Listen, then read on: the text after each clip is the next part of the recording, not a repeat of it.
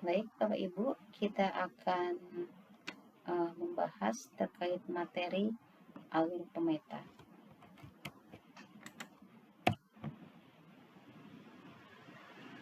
Kita mulai dari pembahasan instrumen dan alur kerja.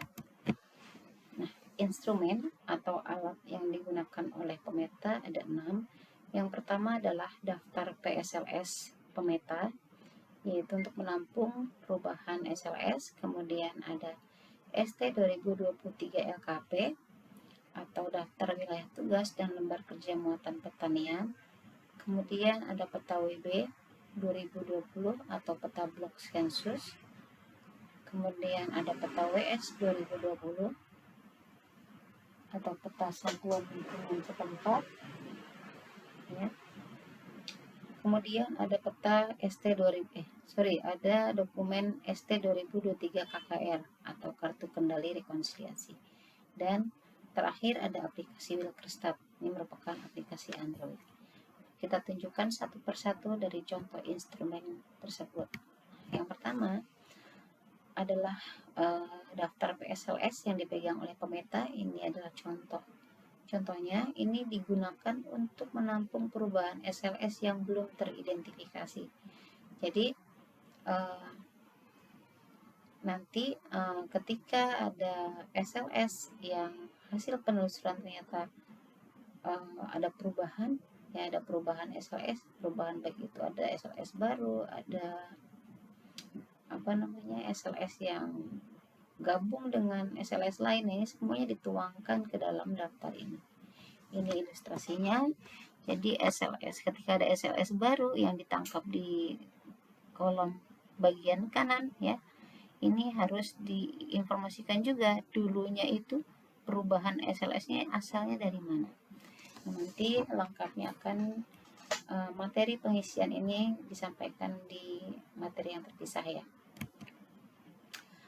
Kemudian ada dokumen ST 2023 LKP. LKP itu adalah lembar kerja. Nah, ini kegunaannya digunakan untuk sebagai dasar pembagian tugas dan lembar kerja pemutahiran muatan pertanian. Jadi kalau tadi yang PSLS digunakan untuk merekam informasi perubahan SLS, nah untuk LKP ini untuk mengisi muatan atau keluarga yang ada di dalam setiap SLS. Jadi contohnya di sini, ini contoh LKP, ya. LKP yang dipegang seorang pemeta, ya, namanya Angga. Nah, di sini terlihat ini adalah blok sensus, ada wilayah tugas. Wilayah tugas pemeta itu kan berdasarkan blok sensus, ya. Setiap blok sensus ada kodenya. Nah, di dalam blok sensus itu kan terdiri dari SLS, ya. Ada satu SLS, ada lebih dari satu SLS, tergantung, ya. Ini contoh misalnya 001B itu terdiri dari satu SLS. SLS-nya namanya RT1. Kode SLS-nya adalah 0026. Fokusnya kode SLS itu di sini, ya, di 4B0026 RT1. Nah, RT1 ini, RT1 RW2. Nah, ini setelah ditelusuri di lapangan, itu kan ditanyakan jumlah keluarganya berapa, jumlah keluarga pertaniannya berapa, dan seterusnya. Ini semuanya diisi. Semua SLS yang ada di wilayah kerja pemeta tersebut itu harus dilengkapi. Kemudian ada peta WB 2020. Jadi sebagai wilayah kerja Bapak Ibu itu kan adalah blok sensus, ya. Blok sensus itu tergambar ke dalam suatu peta namanya WB 2020. Nah, gunanya adalah sebagai petunjuk wilayah kerja dan untuk menggambarkan batas SLS jika ada perubahan. Jadi nanti berbekal peta ini untuk mengidentifikasi wilayah kerja Bapak Ibu itu yang mana. Nah, blok sensus itu tergambar dengan warna hijau, garis warna hijau, ya. Ini adalah blok sensus, ini adalah peta, contoh peta blok sensus dengan kode 015B. 015B ini blok sensus yang ada di mana? Di Kecamatan Talun, Desa Sambiran, ya, Kabupaten Cirebon. Nah, ini blok sensusnya, wilayah kerja dari blok sensus 015B. Nah, di dalam blok sensus ini terdapat 2 SLS. Terlihat dari gambar garis putus-putus ya, garis putus-putus merah. Ini garis putus-putus merah. Di sini ada RT, RT kita perbesar dulu. Nah, RT3 ya, dan RT2. Jadi dalam blok sensus 015B itu ada 2 SLS, yaitu RT3 dan RT2. Nah, ini nanti karena 015B ini adalah merupakan wilayah kerja seorang pemeta, katakanlah Angga. Nah, maka si pemeta Angga harus mengunjungi blok sensus ini dan mengunjungi kedua SLS tersebut. Selanjutnya ada juga peta WS. Nah, kalau tadi WB itu adalah blok sensus, kalau WS ini menggambarkan secara utuh ya batas dari satu SLS. Ini contohnya SLS RT5 RW 10. Nah, ini tergambar di sini ya, nih RT 10 itu yang garis-garis putus-putus ini merah. Nah, ini ada tulisannya ya, RT 5 RW 10. Ini adalah gambaran utuh satu SLS, tapi di sini tidak ada informasi blok sensusnya. Oleh karena itu, karena bukan merupakan wilayah kerja, maksudnya bukan peta untuk sebagai peta kerja ya. Nah, ini sebagai alat bantu untuk mengenali SLS secara utuh. Kemudian ada dokumen KKR atau kartu kendali rekonsiliasi. Jadi saat rekonsiliasi atau pertemuan tim ya antar pemeta dengan pengawas, kartu kendali ini harus diisi untuk mencatat semua temuan permasalahan saat dilakukan rekonsiliasi. Kemudian ada aplikasi Wilkerstat. Nah, ini Bapak Ibu akan diminta untuk menginstal aplikasi Wilkerstat. Ini khusus pemeta ya, jadi bukan digunakan oleh pengawas tapi pemeta saja. Gunanya untuk apa? Aplikasi ini digunakan untuk merekam atau mengambil titik koordinat geografis atau lokasi ya, titik lokasi dari suatu landmark atau suatu wilayah atau lokasi. Di sini ada lahan pertanian, infrastruktur pertanian, dan batas SLS perubahan. Nah, nanti kita akan jelaskan proses geotagging ini secara lebih detail di topik berikutnya. Nah, secara garis besar alur kerja dari pemeta ini. Nah, ini dimulai dari melakukan registrasi atau login aplikasi Wilkerstat. Jadi kan tadi setelah menginstal aplikasi, jadi pemeta harus melakukan login ke dalam aplikasi tersebut. Nah, kalau pemeta belum pernah terdaftar di aplikasi, artinya pemeta harus melakukan registrasi. Nah, lanjut. Kemudian setelah menginstal aplikasi, kemudian tugas berikutnya adalah menelusuri atau mengunjungi blok sensus ya. Mengunjungi blok sensus tadi menggunakan peta WB tadi ya. Datangi lokasi blok sensusnya, kemudian identifikasi di blok sensus itu ada SLS apa. Tadi sudah dijelaskan ilustrasinya, dalam satu blok sensus ada 2 SLS, berarti dua-duanya dikunjungi kemudian didatangi ketua SLS-nya atau ketua RT-nya ya. Dikunjungi untuk melakukan berbagai konfirmasi apa saja. Nah, yang pertama adalah kita konfirmasi terkait batas SLS-nya. Jadi batas SLS yang tergambar tadi di peta WB tadi ditanyakan ke ketua SLS-nya. Batasnya apakah benar? Nah, ataukah ada perbedaan? Nah, kalau ada perbedaan nanti akan dilanjutkan ke geotagging batas. Nah, tapi sebelum geotagging, konfirmasikan juga terkait muatannya, yaitu muatan itu apa saja, perubahan SLS. Jadi jika yang didatangi adalah SLS baru, maka kan perubahannya itu harus dituangkan ke PSLS. Atau SLS tersebut merupakan SLS pecah atau gabung ya. Nah, ini semua perubahan dituangkan di PSLS. Kemudian diisikan juga muatan pertanian dan urban farming pada lembar LKP. Jadi tadi yang rumah tangga keluarga-keluarga, jumlah keluarganya, keluarga pertaniannya berapa itu diisikan juga di lembar LKP. Nah, setelah melakukan konfirmasi ke ketua SLS, dilanjutkan ke penelusuran lapangan. Jadi jika di sini ada berbagai macam geotagging ya. Jadi geotagging itu merekam titik koordinat atau titik lokasi menggunakan aplikasi Wilkersat tadi. Jadi ketika hasil identifikasi, oh batas SLS-nya itu ternyata berbeda antara yang tergambar di peta WB dengan batas yang ada di lapangan, maka si pemeta harus melakukan geotagging. Didatangi titik batas terluar dari SLS tadi, lakukan geotagging. Kemudian lakukan juga geotagging di dalam semua SLS non SLS. Jadi kalau yang tadi ketika ada perubahan di pinggirnya, yang berikutnya adalah di dalam semuanya, mau ada perubahan SLS, mau tidak ada perubahan, pokoknya itu semua di geotagging di dalamnya ya.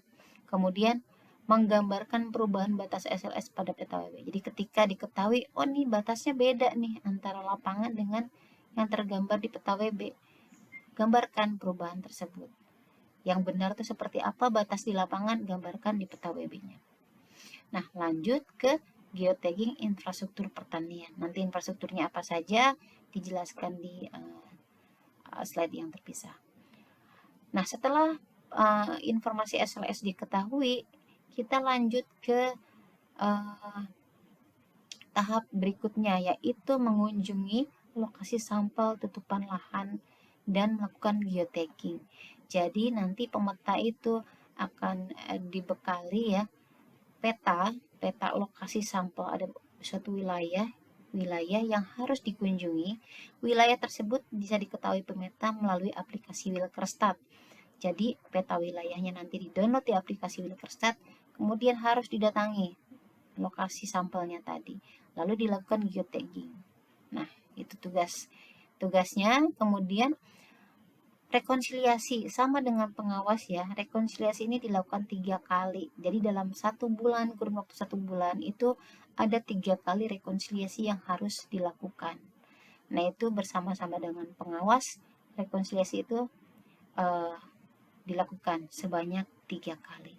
Nah, jadi itu terus berulang ya. Rekonsiliasi pertama, jadi dalam kurun waktu 1 bulan, misalnya rekonsiliasi pertama kan dilakukan di minggu pertama. Nanti selesai rekonsiliasi lanjut lagi mengunjungi BS berikutnya, ketua SLS dan seterusnya, lanjut ke rekonsiliasi ketiga sampai rekonsiliasi terakhir baru memeriksa kelengkapan dokumen dan peta. Jadi di akhir kegiatan di minggu terakhir, minggu keempat, semua dokumen dan peta itu diperiksa. Sudah lengkap atau belum, sudah betul atau tidak isian dari dokumennya. Apakah semua batas tergambar, perubahannya tergambar atau tidak. Lalu semuanya diserahkan ke pengawas. Baik, kita bahas satu persatu mulai dari registrasi atau login ke aplikasi Wilkersat. Nah, jadi tadi sudah dijelaskan ya, jadi ada aplikasi namanya aplikasi Wilkersat yang harus diinstal oleh pemeta. Nah, ini pastikan sebelum pemeta pergi ke lapangan, pemeta sudah melakukan login. Jadi login itu di awal kegiatan, yaitu tanggal 1 Maret ya, tanggal 1 Maret 2022 itu pemeta sudah melakukan login. Nah, jadi pastikan sebelum ke lapangan, karena kita tidak tahu ya di lapangan apakah sinyal internetnya itu sudah bagus atau jelek, kan kita nggak tahu. Jadi pastikan dibikin login dulu sebelum ke lapangan. Nah, lanjut. Nah, kalau memang belum pernah terdaftar di aplikasi, maka pemeta harus melakukan registrasi. Nah, registrasinya caranya gimana? Nah, harus punya kode token atau referensi. Nah, ini diminta kode tokennya ke admin BPS Kabupaten Kota. Jadi diminta ke BPS Kabupaten Kota kode token untuk melakukan registrasi. Nah, ini ilustrasinya. ketika pemeta belum pernah terdaftar, maka dia harus memilih ini di aplikasi, daftar di sini. Lalu lanjut mengisi emailnya, nomor HP, nama, password. Nah, ini password jangan sampai lupa ya, jangan sampai lupa password. Jadi password itu harus selalu diingat. Kalau lupa, jangan sama juga passwordnya dengan email aslinya ya, password itu bebas. Nah, gunakan password yang mudah kalau dirasa mudah lupa. Kemudian, nah ini kode referensi atau token itu diisi di sini. Nanti dicentang saya setuju, lalu registrasi. Nah, lanjut setelah registrasi selesai, baru bisa login ya menggunakan email dan password yang tadi sudah didaftarkan. Nah, jika pemeta itu sudah pernah registrasi sebelumnya, ini tahapannya ini sudah tidak dilakukan lagi, langsung ke login aja. Nah, kemudian tahap berikutnya adalah membuat project di aplikasi Wilkerstat. Nah, jadi pemeta tadi kan sudah install aplikasi, sudah login. Tahapan yang pertama dilakukan adalah membuat project. Jadi kan tugas pemeta adalah diantaranya melakukan geotagging ya, geotagging, mengambil titik koordinat tadi. Nah, untuk setiap geotagging itu ditampung ke dalam suatu project. Project itu ibaratnya wadah ya, wadah untuk menyimpan geotaggingnya itu di mana. Nah, ini harus hati-hati ya. Jadi project itu ketika dibuka di aplikasi Wilkerstat, membuat project. Nah, ini kan project baru ya. Nah, nanti kategorinya tuh harus memilih yang benar ya. Jadi di sini terdapat ada 3 project. Nah, yang digunakan di kegiatan ini adalah project SLS non SLS atau tutupan lahan. Nah, jadi yang pariwisata jangan dipilih ya. Jadi untuk kategori project dengan kategori SLS non SLS ini dibuat sejumlah SLS non SLS dari wilayah kerjanya. Jadi kalau di wilayah kerja pemeta ada 30 SLS, dibuatlah 30 project. Nah, kemudian untuk kategori tutupan lahan dibuat sejumlah blok sensus. Kalau wilayah kerjanya 15 blok sensus, berarti ada 15 project ya. 15 project blok sensus, totalnya ada 2 sejumlah SLS dan sejumlah BS. Kemudian tidak hanya berhati-hati dalam memilih kategori, berhati-hati juga dalam memberikan nama project. Jadi saat memilih project, di bawahnya itu kan ada nama project yang harus diisi. Nah, namanya itu pastikan kalau yang di kategori projectnya itu SLS non SLS, namanya harus 4 digit ID SLS hasil renumbering. Nah, kita nanti lihat ya hasil contohnya. Kemudian kalau kategorinya itu tutupan lahan, maka penamaannya harus 4 digit kode blok sensus. Oke, dan pastikan membuat proyek saat dilakukan ada sinyal internet ya. Nah, ini contohnya, ilustrasinya ya, biar dapat gambaran bagaimana membuat proyek. Nah, ini di Desa Sampiran, Kecamatan Talun, Kabupaten Cirebon, terdiri dari 30 blok sensus. Jadi ada 30 blok sensus di satu desa ya. Nah, ini 30 blok sensus ini dibagi ke 2 pemeta, Angga dan Hendra.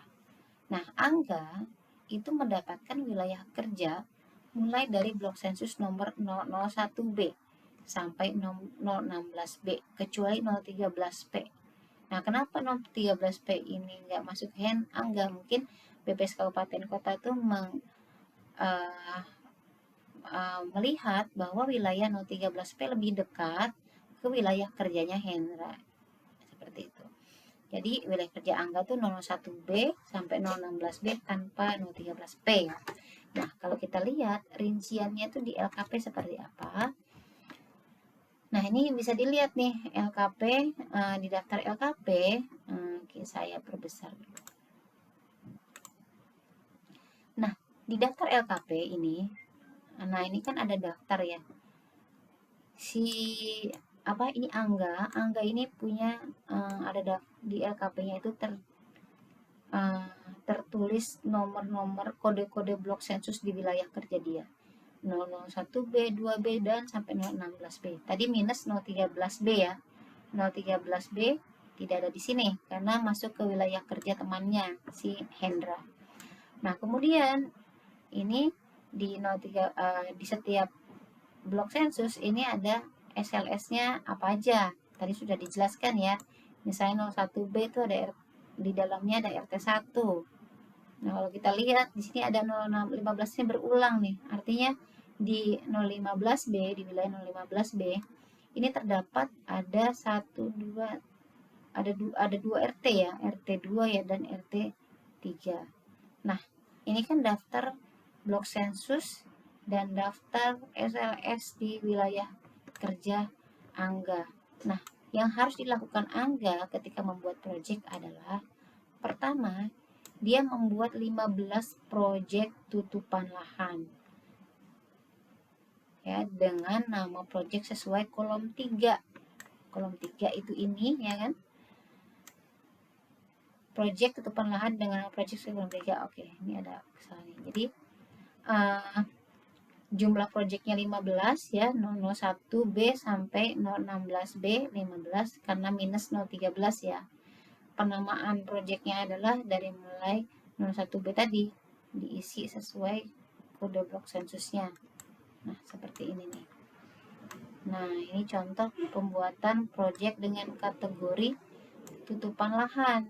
Cirinya adalah kalau tutupan lahan ada simbol T-nya. Ya, kategori tutupan lahan, simbol T, penamaannya sesuai kode blok sensus 4 digit 1 2 3 4 ya. Nah, sesuai di kolom 3. Nah, lanjut. Angga juga membuat proyek yaitu proyek SLS sebanyak 21 proyek SLS non SLS dengan nama sesuai kolom 4B. Nah, ini kolom 4B. Nah, proyeknya dikasih nama sesuai kolom ini. Ada berapa tadi? Ada 21. Kenapa 21? Ya, tadi dijumlahkan aja nih, ada 21 ya. Nah, ini ilustrasinya nih di aplikasi Wilkersat seperti apa bentuk proyeknya. Nah, ini adalah proyek-proyek SLS tadi. Kalau tadi tutupan lahan simbolnya T, kalau SLS non SLS simbolnya S. Penamaannya sesuai kolom yang tadi ya, kolom 4B. Nah, oke. Mudah-mudahan sudah cukup jelas bagaimana tata cara membuat proyek. Nah, jika ditemukan SLS baru, artinya kan belum punya nih di daftar yang tadi. Kalau SLS baru kan di sini belum ada ya, belum terdaftar, RT-nya tuh belum terdaftar, belum ada kodenya juga, terus bikin proyeknya gimana? Nah, maka lapor dulu ke pengawas, karena nanti pengawas mengkonfirmasi kelayakan si SLS tersebut bisa dianggap SLS baru atau enggak gitu. Nah, ketika dirasa sudah memenuhi syarat sebagai SLS baru, pengawas harus memberikan dulu kode SLS-nya. Jadi harus dibikin dulu nih kode yang 4 digit yang di kolom 4B oleh pengawas.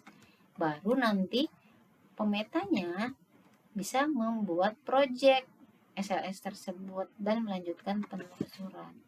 Seperti itu ya. Jadi ketika ada SLS baru, bikin dulu kodenya oleh pengawas, baru bisa dibikin proyek oleh pemeta. Nah, lanjut ke mengunjungi BS dan konfirmasi ke ketua SLS. Tadi kan membuat proyek itu harus dilakukan sebelum lapangan ya. Nah, selanjutnya adalah kan mengunjungi blok sensusnya. Nah, kemudian mengidentifikasi kan BS ini tuh ada SLS apa di dalamnya. Kemudian kunjungilah ketua SLS di SLS tersebut. Nah, untuk apa? Untuk melakukan konfirmasi batas SLS menggunakan peta WB yang dibawa pemeta ya. Dan konfirmasi juga muatan yang ada di SLS tadi, yang keluarganya, keluarga pertanian jumlahnya dan seterusnya. Nah, ini nanti hasil konfirmasi dituangkan ke dalam daftar ya, tadi sudah dijelaskan, yaitu PSLS untuk menangkap perubahan SLS dan LKP untuk menangkap informasi muatan pertanian. Ini contoh PSLS tadi sudah dijelaskan dan ini adalah contoh LKP. Nah, selanjutnya adalah identifikasi batas SLS dan IOTG.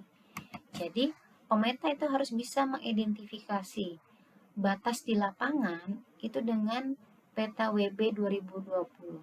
Sama atau enggak? Peta WB itu kan yang digambar, yang SLS itu kan gambar garis merah putus-putus. Nah, itu batas itu sama enggak? Misalnya RT1, batas RT1 yang ada di peta WB itu sama enggak dengan lapangan? Ketika berbeda, maka harus melakukan geotagging di 4 titik batas terluas SLS. Nah, itu ya. Jadi ketika diketahui, oh ini beda nih batas SLS-nya antara peta dengan lapangan, maka lakukan geotagging di 4 titik batas terluar. Nah, kemudian selain batas 4 titik geotagging tadi, ada satu geotagging yang harus atau wajib dilakukan untuk seluruh SLS dan non-SLS. Kalau tadi Angga punya berapa SLS? Ada 21 SLS ya. Berarti harus ada, setiap proyeknya itu harus punya satu geotagging. Oke, setiap proyek harus punya setidaknya satu geotagging. Tapi ketika ada perubahan batas harus ada 5 karena 4 titik batasnya itu harus di geotagging juga. Nah, oke, kemudian pastikan geotaggingnya itu di project yang benar. Nah, tadi kan di awal sudah digambarkan ya bahwa ada 2 kategori project, yaitu kategori SLS, non SLS, dan kategori tutupan lahan.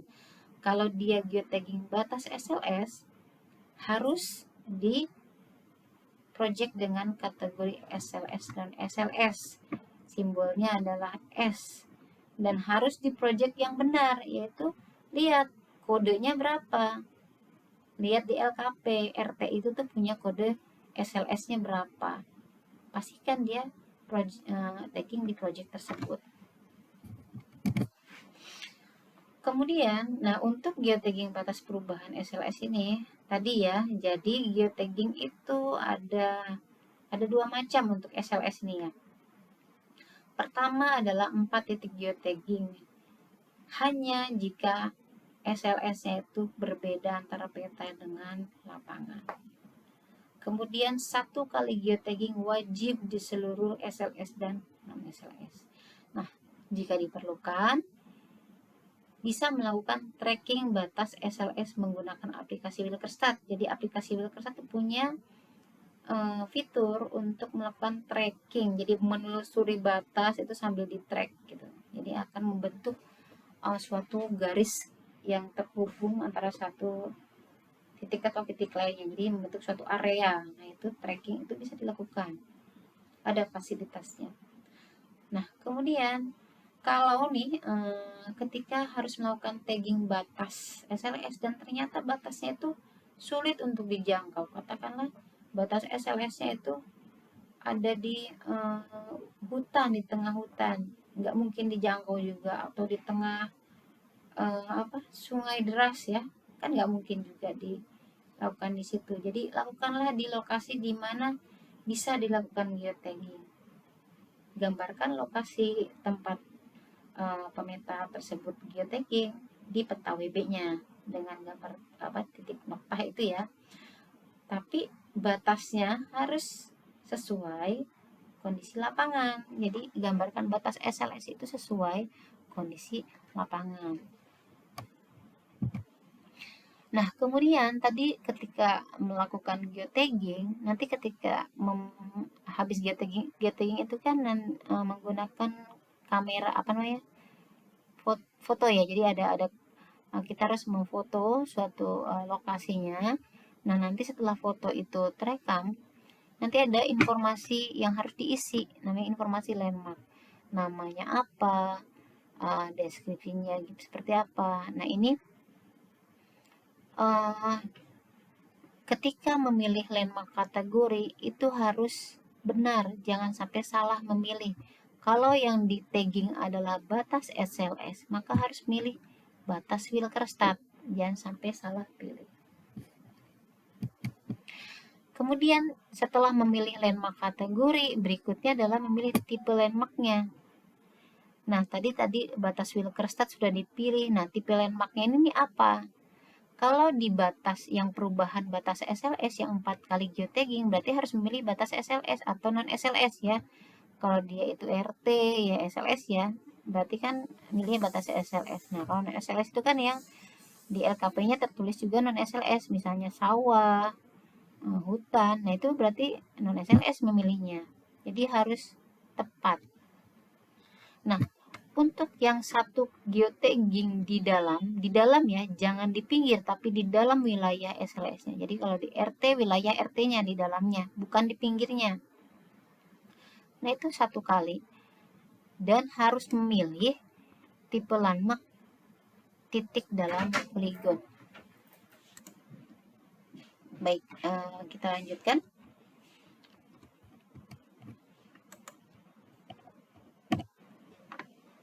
Ke penggambaran pada peta WB. Nah, kemudian ketika hasil penelusuran SLS dan SLS ini ditemukan ada perbedaan antara peta WB dengan lapangan, maka perbedaan tersebut harus digambarkan ke peta WB. Nah, aturannya batasnya itu digambarkan dengan pulpen atau spidol hitam ya, dengan garis putus-putus. Kemudian batas SLS yang lama atau batas yang salah itu diberikan tanda silang. Lalu gambarkan juga lokasi geotagging. Jadi ada 5 tadi ya, dilengkapi teks keterangan. Jadi kalau misalnya ada perubahan berarti kan 5 ya, 5. 4 di batasnya, 1 di dalam. Nah, kemudian jika ada perubahan nama SLS, coret nama SLS yang lama, kemudian tuliskan nama SLS yang benar. Nah, ini adalah ilustrasi bagaimana menggambarkan perubahan batas SLS di peta WB. Jadi contoh penggambaran batas RT 4, di mana hasil penelusuran lapangan, batas SLS yang ada di peta WB itu berbeda dengan lapangan. Nah, ini kita lihat, oh ternyata ini kan batas SLS yang asli yang warna merah ya, warna merah, ini batas RT 4. Ternyata hasil penelusuran batas itu tidak tepat. Batas RT itu ternyata sebelah timur. Nah, ini ternyata lebih luas, makanya si pemeta harus memberikan tanda silang di batas yang salah, berikan batas yang benar dengan garis putus-putus hitam. Tuliskan juga, gambarkan juga lokasi di mana pemeta melakukan geotagging yang titik-titik hitam ini, berikan keterangannya ini batas apa, batas RT 4 ya kan. Kemudian ini lokasi dia geotagging dia. Oke. Nah, ini ilustrasi ketika ada perubahan nama SLS pada peta. Ini contohnya nih, ternyata misalnya batasnya itu sama, batasnya sama persis ya. Tapi ini salah nih, namanya bukan RT. Di sini asalnya RT 3, ini RT 2. Ternyata hasil penelusuran bentuknya sama, batasnya sama, tapi RT-nya itu ternyata ini RT 6. Yang ini satunya yang kanan RT 7. Jadi yang lama tinggal coret aja, tulis RT nama yang benar. Seperti itu. Oke, lanjut ke step berikutnya adalah geotagging infrastruktur pertanian. Nah, jadi setelah penelusuran, identifikasi batas, geotagging batas, nah lanjut geotagging infrastruktur pertanian. Nah, apa saja yang di geotagging? Jadi ada tiga infrastruktur pertanian ya, yaitu lumbung padi atau gudang penyimpanan padi, kemudian ada penggilingan, ada koperasi unit desa atau koperasi pertanian. Ini ilustrasi dari ketiga infrastruktur ya. Nah, ini ilustrasinya, ini contoh lumbung padi seperti apa. Nah, jadi setiap daerah pasti berbeda-beda. Nah, itu semuanya ketika ditemukan di SLS tersebut, maka harus di geotagging. Nah, kemudian pastikan juga untuk menggeotagging pada proyek yang benar, sama seperti tadi ya. Jadi untuk infrastruktur pertanian itu juga di geotagging di proyek SLS, non SLS. Jadi kategorinya sama dengan batas SLS untuk infrastruktur pertanian ya. Jadi dilakukan geotagging. Nah, seperti biasa diidentifikasi nih harus di project kategori SLS, non SLS. Nah, simbolnya S ya.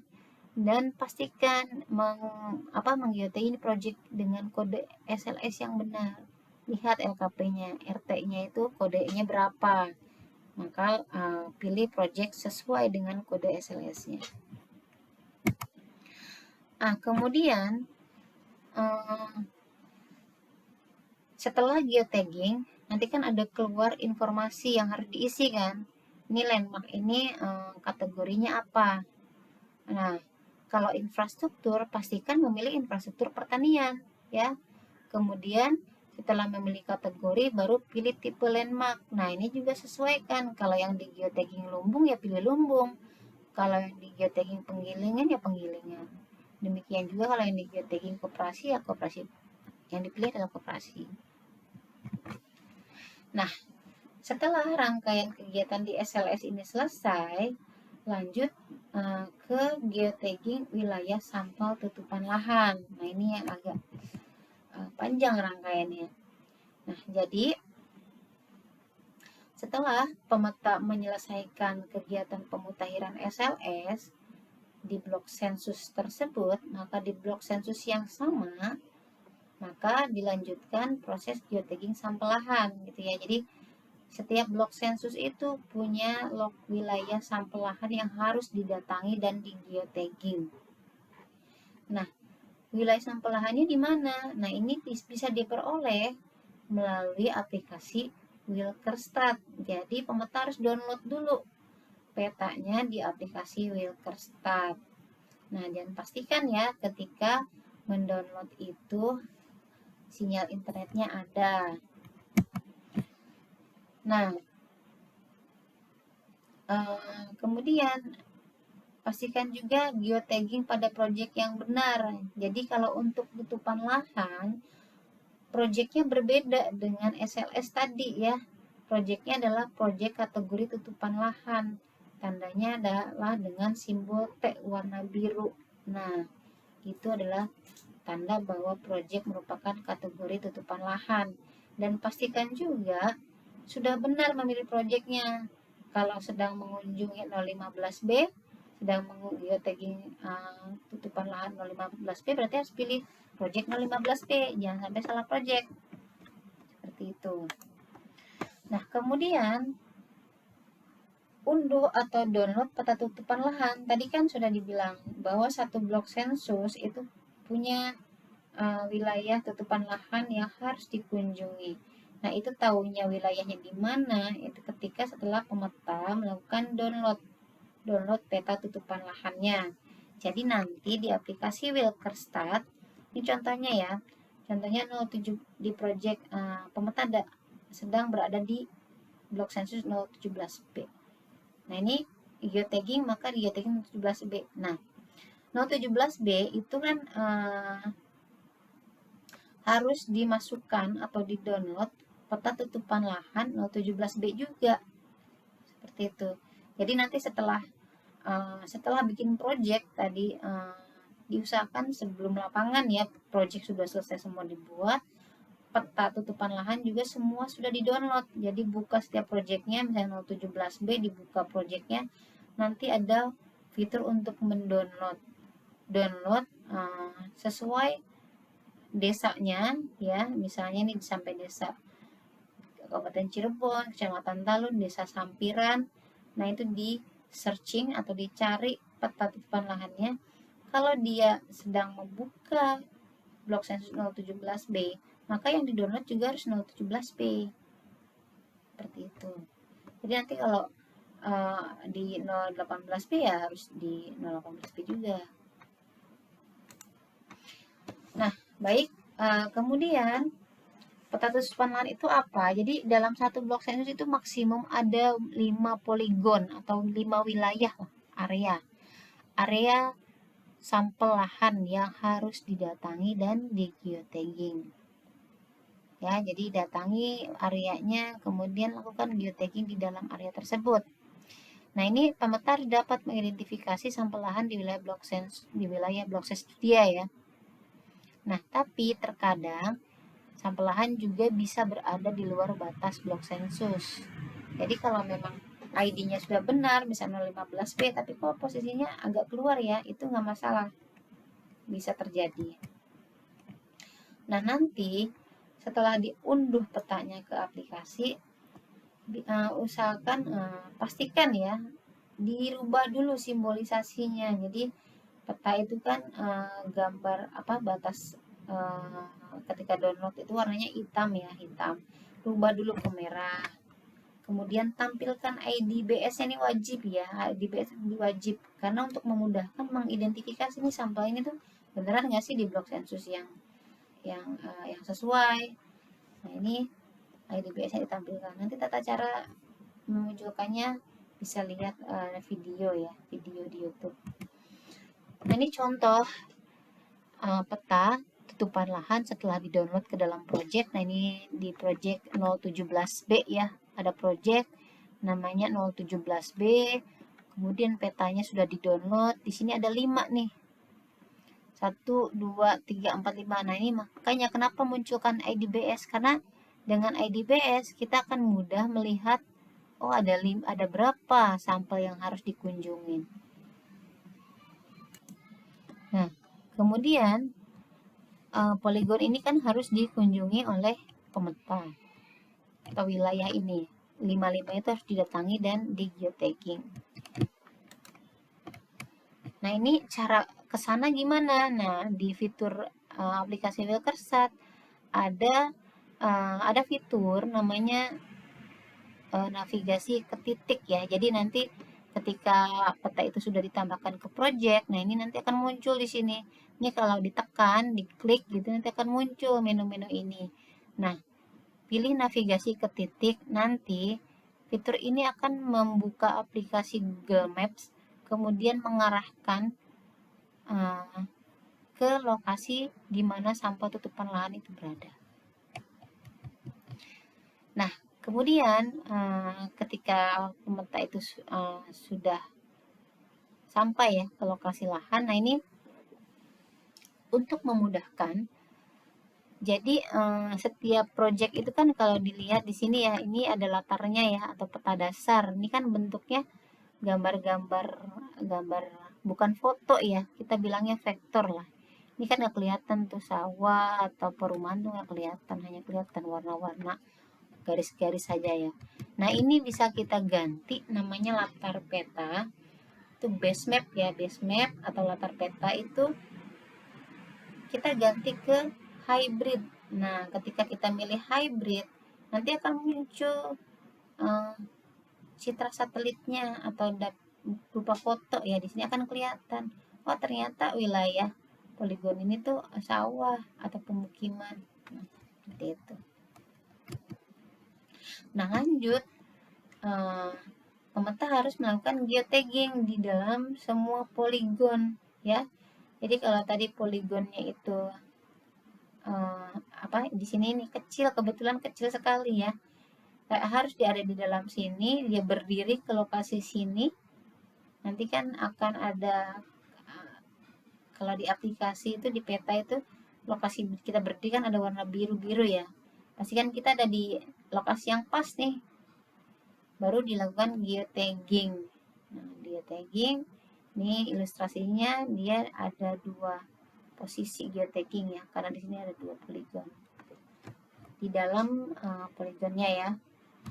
Nah, ketika melakukan geotagging, pastikan landmark kategorinya itu dipilih yang benar, tipe landmarknya juga benar. Jadi ketika habis geotagging tadi pemeta itu sedang berdiri di apa? Di sini kan ada pilihan lahan ya. Ada lahan pertanian, bukan pertanian, ada perairan, ada tutupan lahan. Kalau memang dia sedang berdiri di sawah, berarti kan lahan pertanian ya kan. Kalau dia sedang berdiri di pemukiman, berarti kan bukan lahan bukan pertanian. Atau sedang berada di kolam atau di sungai di dalamnya, berarti perairan. Jadi seperti itu. Nah, setelah memilih tipe landmarknya, lahan-lahannya tadi, baru kategorinya baru lanjut ke tipenya apa. Tadi kalau misalnya lahan pertanian, nah di dalam pertanian tuh ada apa? Apakah itu merupakan lahan sawah atau tegalan atau perkebunan atau kebun campuran.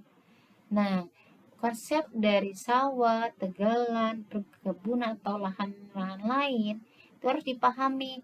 Ada di materi konsep definisi. Jadi harus dipahami kapan pemeta bisa mengidentifikasi, oh ini sawah, oh ini tegalan, ini perkebunan dan lain-lain, itu harus diidentifikasi dan dipahami melalui konsep definisi yang sudah ditetapkan ya.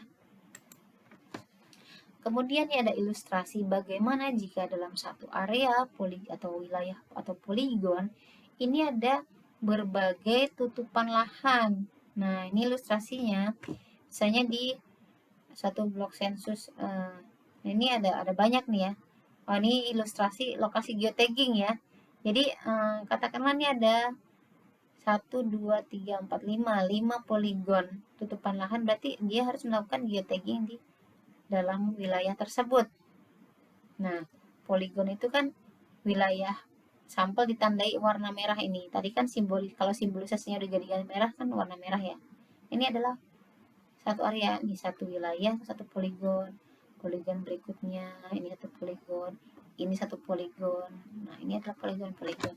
Jadi harus di dalamnya di geotagging. Jadi pastikan tipe landmarknya sesuai. Kalau dia ada di sawah ya harus milih sawah. Kalau dia ada di kebun campuran ya berarti harus milih kebun campuran. Nah, gimana kalau misalnya tadi satu area itu ada banyak macamnya. Ya, ini contohnya poligon nomor 4. Oh, ini ada kebun campuran yang ini. Ini ada sawah juga. Di sini ada pemukiman. Saya harus tagging yang mana? Nah, tagging di wilayah yang paling luas. Kebetulan di area yang nomor 4 ini, yang paling luas adalah sawah. Maka pemeta berdirilah di sawah ini. Lalu lakukan geotagging. Nanti pilih lahannya sawah, lahannya pertanian, kemudian kategorinya pertanian, lahan pertanian ya. Kemudian tipenya adalah lahan sawah. Nah, kemudian ketika lahan itu merupakan pertanian atau bukan pertanian, khusus untuk dua ini ya, kategori lahan pertanian, maka harus diisi di lahan tersebut ini komoditas dominannya apa. Ya, kalau misalnya tadi di sawah, berarti kan mungkin kebetulan komoditasnya itu adalah padi. Nah, nanti dicari di aplikasi Wilkerstat padi, nanti dipilih padi. Nah, kalau misalnya ternyata di lahan sawah yang ditanami adalah kacang kedelai misalnya, ya udah berarti pilih kacang kedelai. Lihat yang dominan di lahan tersebut apa. Seperti itu. Nah, kurang lebih materi pemeta itu tadi ya selesai sih. Nah, lanjut ke rekonsiliasi. Nah, ini sebenarnya materi yang dimiliki juga oleh pengawas. Jadi, rekonsiliasi ini merupakan pertemuan kan antara pengawas dan pemeta untuk menyelesaikan berbagai temuan di lapangan. Nah, dalam 1 bulan, rekonsiliasi harus dilakukan sebanyak 3 kali, ya. Kemudian, tujuannya apa? Pertama, di sini dalam rekonsiliasi, pemeta bisa melaporkan hasil temuan lapangannya. Mungkin jika ada SLS baru yang ditemukan, tapi belum ada nih di LKP, belum tercantum, nah itu dilaporkan. Kemudian, di rekonsiliasi ini melakukan cross-check juga data antar pemeta dan pengawasnya disamakan. Yang temuan pengawas seperti apa, pemeta seperti apa. Terus di rekonsiliasi juga harus memastikan bahwa batas-batas SLS yang tadi ada yang berubah tadi itu dibandingkan antar satu peta dengan peta lainnya sebelah-sebelahnya ya. Pastikan batas itu nggak ada yang saling overlap satu dengan yang lainnya. Kemudian, pastikan juga semua perubahan batas itu tergambar. Nah, memastikan juga saat rekonsiliasi, selain kalau ketika ada perubahan batas SLS, selain tergambar batasnya, garis-garisnya, garis putus-putusnya, ada 5 nokta lokasi geotagging. Jadi, ketika dia ada perubahan, berarti udah pasti ada gambar coretan garis hitam ya, dan ada 5 lokasi geotagging. Nah, ketika ada SLS baru, tadi sudah disinggung, nah saat rekonsiliasi adalah momen untuk menambahkan, si pengawas menambahkan kode SLS baru atau ID SLS baru ke lembar LKP-nya pemeta. Ya, sehingga nanti ketika sudah diketahui oh kodenya SLS baru itu ini, udah diisi pengawas, maka pemeta bisa bikin project SLS baru tersebut di aplikasi Wilkerstat, baru bisa geotagging. Nah, kemudian di rekonsiliasi juga harus mengisi kartu kendali rekonsiliasi. Jadi kartu kendali rekonsiliasi ini untuk apa? Untuk mendokumentasikan semua kegiatan rekonsiliasi dan pengawasan. Jadi kegiatan ini tuh rekonsiliasi pengawasan dicatat di kartu kendali ya. Jadi isinya apa aja, di situ ada keterangan, ada namanya, ada isian yang harus diisi di kartu kendali. Nah, ini contohnya. Jadi tanggal rekonsiliasi itu kapan, siapa aja yang rekonsiliasi, temuannya apa saja itu diisi di kartu kendali. Nah, outputnya apa saat rekonsiliasi? Pertama, hasil konfirmasi daftar SLS dari kantor desa ya, ini yang dilakukan oleh pengawas. Kemudian daftar ID SLS yang sudah terisi juga dilakukan oleh pengawas. Nah, untuk nomor 3 LKP. Nah, ini pemeta harus sudah terisi untuk wilayah yang dikunjungi. Jadi ketika sudah dikunjungi blok sensusnya berarti LKP-nya juga harus terisi. Kemudian pengawas menambahkan wilayah SLS baru di daftar LKP pemeta. Jadi tadi ya, ketika ada SLS baru maka pengawas harus mengisikan di LKP pemeta. SLS barunya ditambahkan, kemudian kodenya diberikan. Nah, lalu output berikutnya adalah perbaikan ID SLS berdasarkan hasil rekonsiliasi. Jadi ketika identifikasi antara pengawas dengan pemeta itu berbeda, nah itu harus diperbaiki. Mana yang informasi yang benar itu harus dicantumkan di ID SLS. Lalu geotagging infra, batas tutupan lahan yang sudah dikerjakan. Jadi pengawas saat rekonsiliasi harus mengecek setiap HP pemeta ya, apakah proyek sudah dibuat semua, apakah proyek mana saja yang sudah dikunjungin dan di geotagging.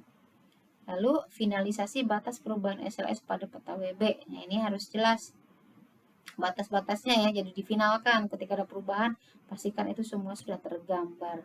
Dan kartu kendali rekonsiliasi juga harus sudah terisi, sudah ditandatangani baik pengawas maupun pemeta. Baik, itu saja materi terkait pemeta. Terima kasih.